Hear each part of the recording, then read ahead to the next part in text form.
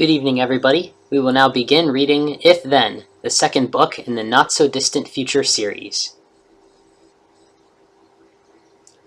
The Not So Distant Future, Chapter 1. He walked alone along the damp dirt path, only his thoughts for company and a rainbow in clear sights straight ahead. The wind was at his back, and the clouds were passing. It had rained last night. Ronan Sweeney liked it out here. You shouldn't be living so far out, Dad. Hours from civilization. You know how long an ambulance would take to reach you. Ronan would have none of it. He had lived on this land from the day he was born. His was a familiar story for many native Irishmen. Born in a nearby hospital, raised on the countryside, inherited his parents' land and raised a family there. The kids had long since migrated to the cities, where the only jobs were, since much of Europe had outlawed passing land down. This land would become state property once he passed. And it'll be better for it. That's why the state exists. We've got better things to do than work in dirt. Well, his children didn't say that, but they might as well have. Ronan's wife had passed away 3 years ago. Cancer, damned disease. She had finally given in after a long 10-year battle. It had happened in their home, as it should have. Not in one of those sterile, unfeeling hospitals his kids lived so close to. Even if treatment had been covered, she wouldn't have gone. Her last breath escaped her lips just as the skies cleared from an overnight storm, and there was a rainbow in clear sights. After every storm for the past 3 years, Ronan had taken a shovel and hiked up the path. The countryside was always as green as ever, and he had a comfortable spot not too far from the house. The rainbows were always visible. He was almost there.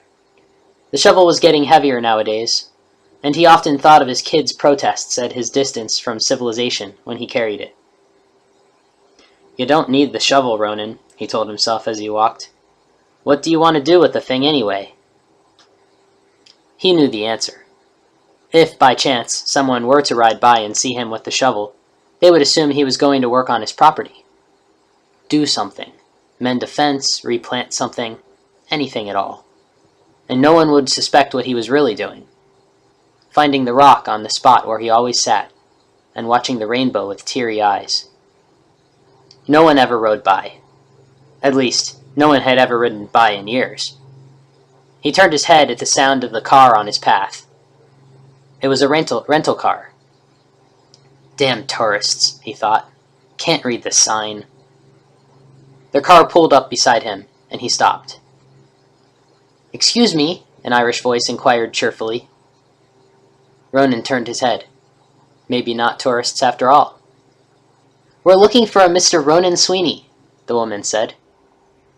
Ronan bent down to get a better look at her, but the glare of the sun was right in his eyes. She was with her family, he assumed. 2 children in the back. They looked young. Her husband was in the passenger seat, an electronic pad in his lap and a stylus in his hand. They were both smiling. Speaking, Ronan said. How can I help you? We know there's no trespassing here, the man said with a smile. But if you don't mind, Mr. Sweeney, it's our last day here, and we were wondering if we might find our initials on that rock. Ronan squinted to get a better look at them. Connor? Kiri? Kiri laughed. Can't believe you didn't recognize us, Mr. Sweeney. All the times you rascal trouble-making hooligans snuck onto my property, I can't believe I didn't recognize you either. Step out of the car, the both of you, and your wee ones too. Let's have a look at them. Come on, then. Kiri turned the capacitor off and opened the car door. The kids, smiling eagerly in anticipation, opened their doors as well. They were looking forward to running around Mr. Sweeney's property and eating Mrs. Sweeney's famous pies. Connor took a moment to put his electronic pad away before he opened his door as well. 7 months after he was released from the hospital, he could stand now and walk without a problem. The limp wasn't that noticeable, and his leg really only hurt when he ran. They all came around to Mr. Sweeney's side of the car, and Ronan smiled paternally at the 4 of them. Why didn't you come round sooner? I know you've been here every year. Word travels. Haven't seen you in 3. We should have, Kiri started, but Ronan didn't give her a chance to finish. He hugged her, and then gave Connor a friendly, firm handshake. He looked at the two children. Now, how old are you two now? I'm 6, but I'm almost 7, Aiden answered instantly. I just turned 9, Patrick added, 2 weeks ago. Well, happy birthday, Ronan said with a grin. What'd you get? Video games and books and action figures, and Grandma and Grandpa gave me another new flight game. It's really cool. And my friends got me the Super Fortress building set, and I got a model airplane, and I got an astronaut action figure. Sounds like a very nice birthday, lad. With a load like that, your parents probably took out loans to pay for it. Be careful with those toys. Don't break them, or the collection agency will be after you. He joked, but the 9-year-old didn't catch onto his jovial tone. I won't, Patrick said dutifully. Ronan looked Patrick hard in the eye, as if they had just agreed to something very severe, and then softened his expression and laughed at the boy's seriousness. He slapped him on the shoulder. How have you been doing, Mr. Sweeney? Connor asked kindly. Been doing okay, I suppose, Ronan answered, his smile faltering. You know about Mrs. Sweeney? Connor and Kiri looked at each other and shook their heads. Aiden and Patrick realized at that moment that they might not get an apple pie. She passed, 3 years ago, he said quietly. He put the head of the shovel on the path and leaned on the handle. Not long after you all took off after your last trip. I'm so sorry, Kiri said sympathetically, and wondered why he hadn't notified them. Likewise, Connor agreed. If you need anything, Mr. Sweeney. You're going back to America tomorrow, so don't even think of putting yourselves out. How's work? He asked, eager to change the subject and looking between them for whoever had news. Busy, of course, Kiri answered, smiling at him. Well, I for one admire you, putting yourself on the line every day. It's damned admirable.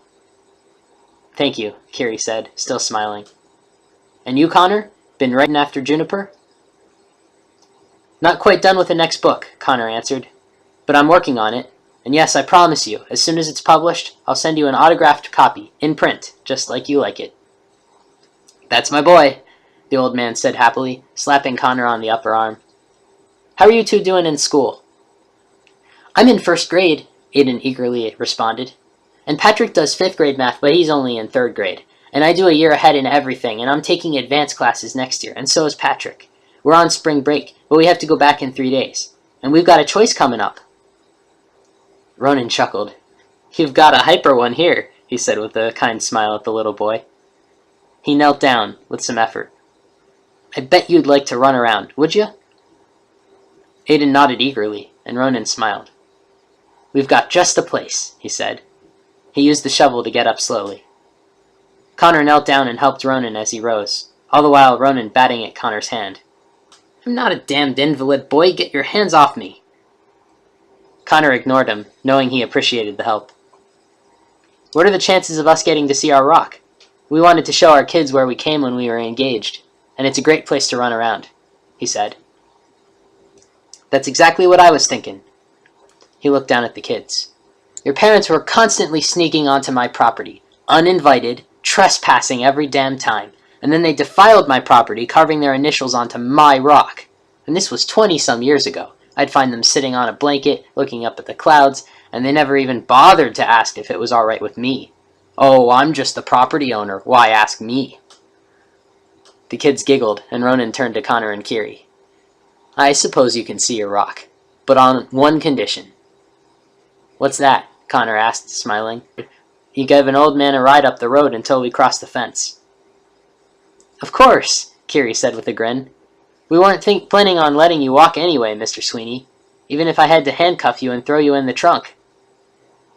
See how she's threatening me? Hooligans your parents are, Ronan said to the kids. They giggled again. They barely remembered Mr. Sweeney, but they were beginning to realize why their mom and dad had told them how much fun they had the last time they stopped by here. You can put the shovel in the trunk, Connor said, walking around the car and popping the trunk open. He proceeded to shove things out of the way, and then held out his hand to take the shovel. Ronan handed it over, and Connor put it on top of a plastic bag. How are your parents? Ronan asked Kiri. They're doing well, Kiri said with a cheerful nod. Enjoying the city life, I'd imagine. They definitely are, Kiri responded. And Neil's doing very well at work. Has he built any spacecraft lately? The last launch to resupply the ISS was done with his joint design with the Russians, Kiri said with a proud smile. She couldn't give Ronan all the details about Neil's job, but his designs were used regularly, so what she said was the truth. That's spectacular. Your parents have 2 very accomplished children. They ought to be proud. They are, Connor answered, smiling. You want the front, Mr. Sweeney? I'll sit in back with the wee ones, Ronan offered, opening the back door for himself. Aiden, squeeze in the middle, Kiri ordered. Ah, Aiden whined. I always get the middle when other people come. That's 'cause you're tiny, Patrick said, a smug smile on his face. Now, that wasn't very nice, lad, Ronan corrected. When I last saw you, you were that small, and you didn't have anyone making fun of you for it. Patrick shrugged. Ronan smiled. Come on, then, let's get in the car and get to the rock before tomorrow morning. They piled in and rode down the path just a bit further. Then Kiri pulled over and looked at the fence. You mended it, she said in disbelief. I didn't. One of my coworkers did. Not to worry, even I can climb that.